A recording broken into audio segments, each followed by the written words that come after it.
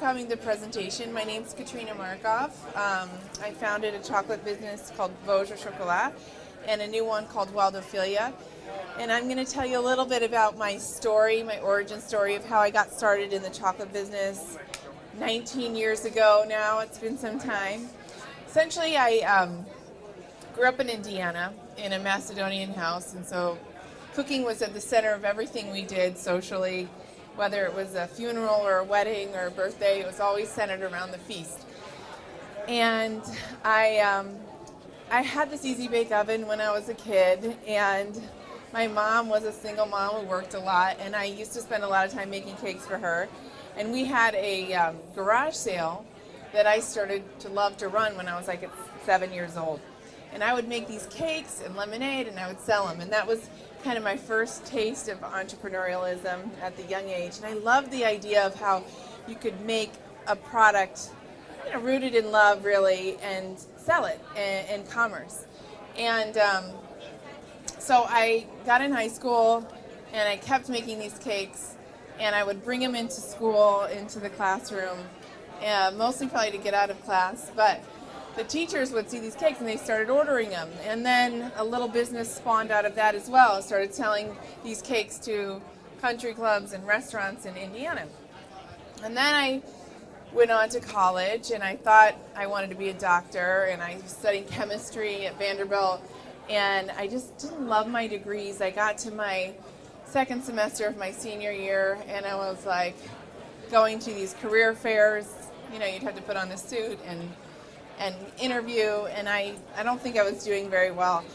And I did a little soul searching, and I was talking to kind of a mentor. I guess I wouldn't have said she was a mentor at the time, but a mentor at the time. And she said to me, I want you to read this book, and it was titled Where Your Heart Leads You, Success Will Follow.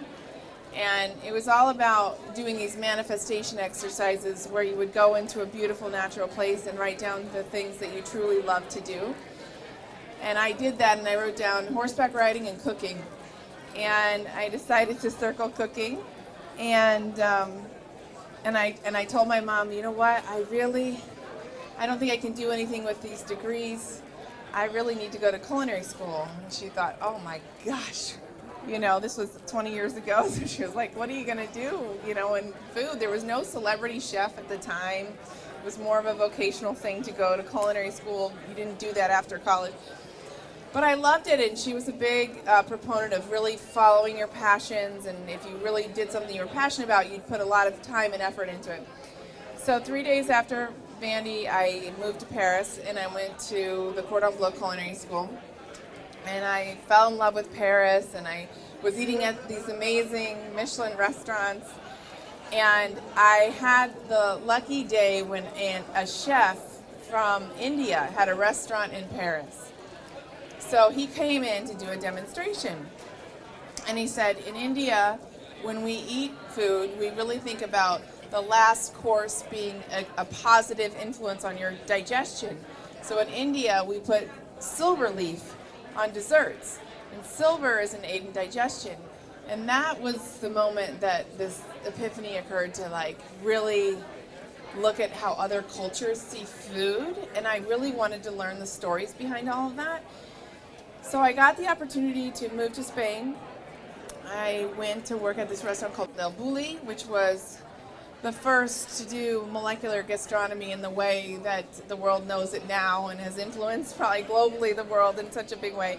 And he was so kind, and he would share, some coffee with me at times, and he said, what do you want to do with your life? Where do you want to go next? And I said, well, I should go work in Michelin 3-star restaurants because, that's like the graduate school of the Harvard of, the culinary world. And he said, oh, that would be such a waste of your time. And I said, how so? He said, because you have a good foundation and a base. Use your imagination and your palate and go travel the world. And those were strong words to me to hear that, in a way that he had confidence that I was smart just the way I was at the age of 22. And he said, don't get on the grind wheel of the Michelin 3-star restaurants, because these kids get in there and they just stage and stage and stage, and then they never kind of think freely or creatively. So I ended up buying a ticket around the world going east. You can use it for 2 years. You can go east or west, and you can't go back, but you can go one direction. And I basically spent the next 9 months traveling throughout Southeast Asia and Australia and a little bit in China. And I just got immersed in ingredients that I had never seen before, and the way cultures use it and also the proximity people were to things that they grew. A lot of people would have a kaffir lime tree in their house, and that's how they got the lime leaves.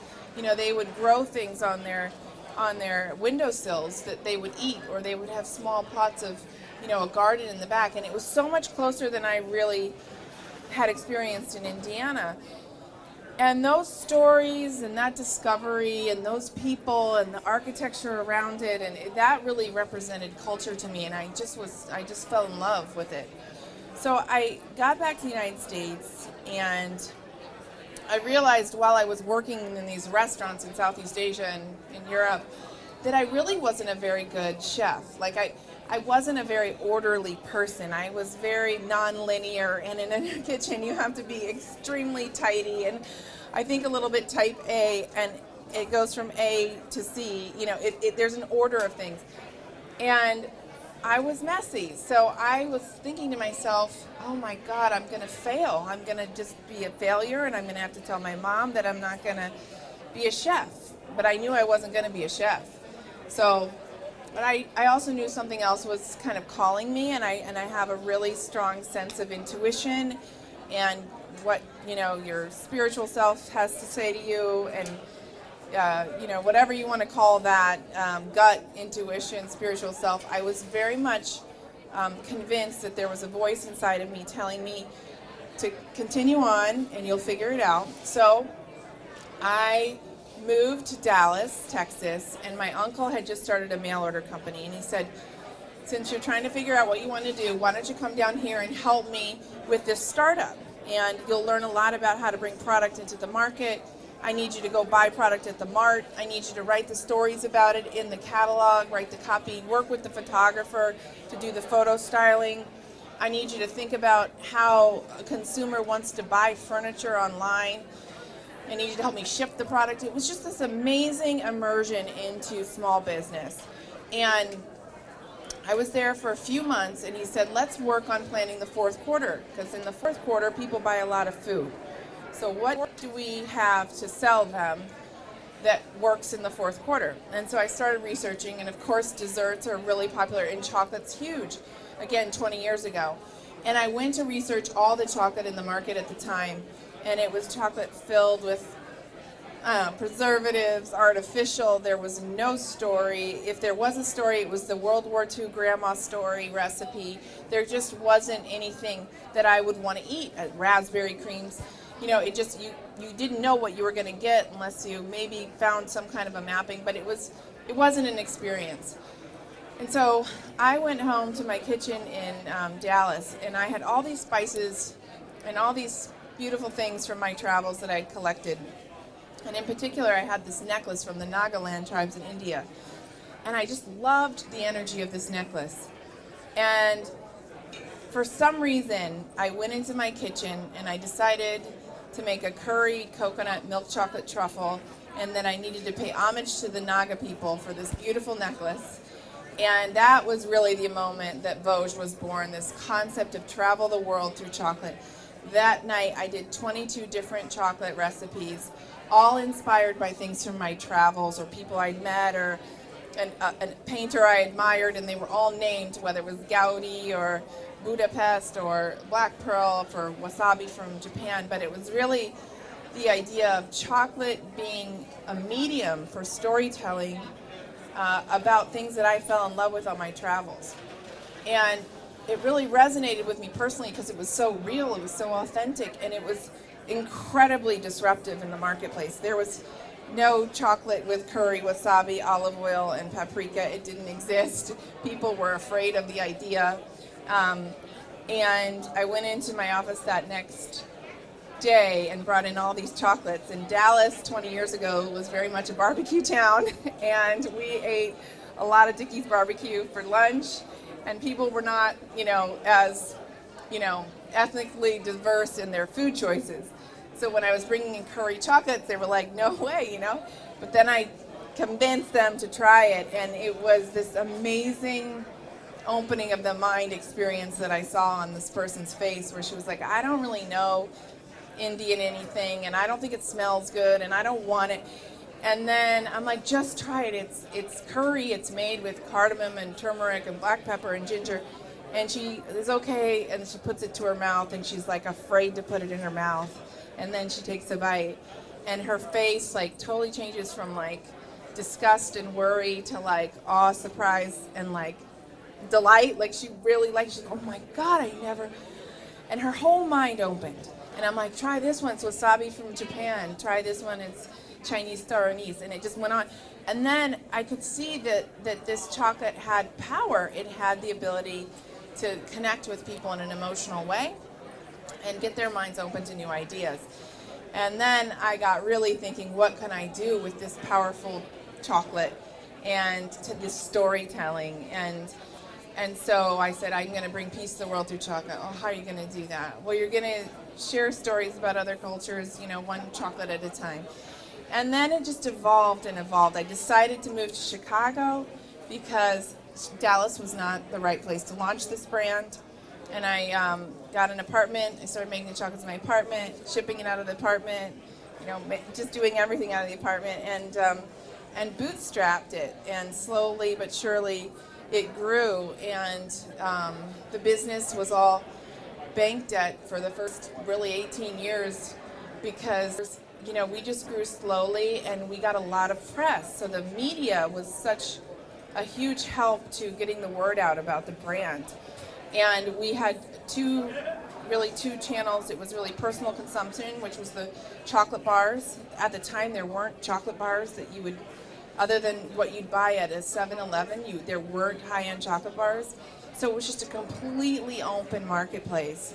And I think actually growing slower at that time maybe was good, because the market, kind of needed to kind of be a little slower for people to be open to trying these interesting ingredients with chocolate. But it was two lines. It was really the truffles and the bars. And the truffles are really gift. So it was something not, people wouldn't usually eat them for themselves. They would give them as gifts. And they represented themselves, but they were gifts. And then the bars were something you would eat as an everyday personal consumption. So now that the business has evolved, I've actually started a new brand, which is some of these products that we've been passing out here today. So this brand is called Wild Ophelia. And the positioning difference between Vosges and Wild Ophelia is that Vosges is a super premium, global, very, very luxurious and soulful brand. But we were having stores like Target and Walmart and bigger box stores saying, hey, we know there's a movement happening in chocolate. How can we sell Vosges there? And I said, no way. It's just no. But then I got to thinking, and I was thinking there was actually a story that really wasn't being told, and it was this story of this, feminine, spirited, entrepreneurial food brand. And I don't know if you ever really think about brands being gender specific, but most people in the chocolate business are men, and that's interesting. And actually chefs too. It's so interesting. Because you think of, the kitchen and being maternal and, the mom cooking. And I felt like we needed to start a story with consumers with this Wild Ophelia brand that represented the American dream, this idea of entrepreneurship and girl boss power and maverick thinking, which is very American in spirit. So Ophelia became the muse for this brand. And the cause of this brand became, how do we get more girl food entrepreneurs in America? How do we invest in girl entrepreneurs who want to start in food? And better yet, how do we invest in them in high school or college, young? Now that is a little bit of a needle in a haystack, because you don't think about a lot of people starting companies when they're really that young. But, it was my own personal stories that I had this company in high school. We only sold a few $1,000s, but I learned a lot about just how to be scrappy and figure stuff out. And I thought, if I could help girls go from selling the Girl Scout cookies to actually making a product and getting into the food business early enough, I think we can have a really tremendous impact on communities and on girls' leadership in general. And so this product is a fairly accessible price point. Those peanut butter cups are about $1.99. Kroger just picked them up. We're picking our first group of Ophelias this month. So we're going to pick 3 Ophelias. They are going to come in the summer and work for 3 months. In the same way I did rotating through all the departments, they're going to rotate through every department at Vosges. At the end of that, they're going to be given $5,000 to continue their business. The requirement is that they have to have started a business before. They have to have been an entrepreneur.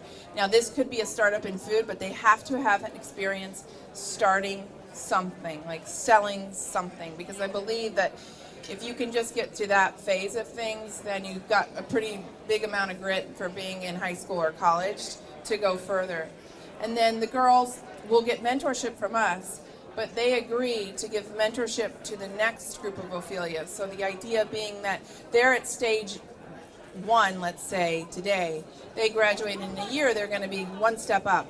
So their natural cycle of development in the business is going to be great to be mentoring the person just below them, because they're one step above the person who's coming up. So it's really relevant mentorship, and it's very much about being a community of women in business and helping each other too.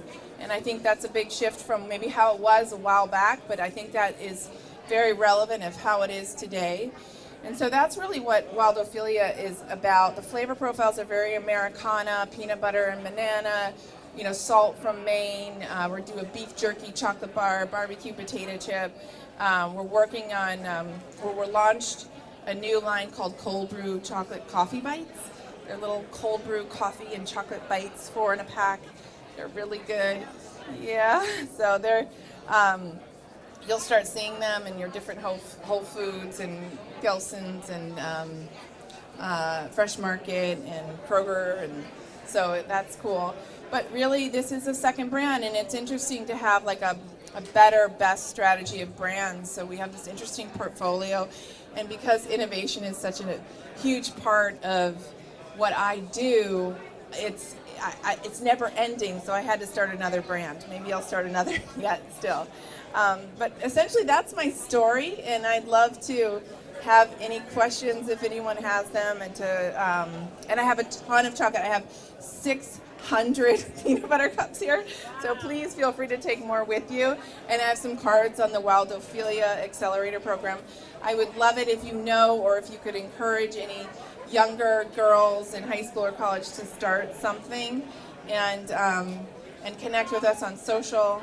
Obviously, apply or nominate them if you know any, and that's it. Thank you.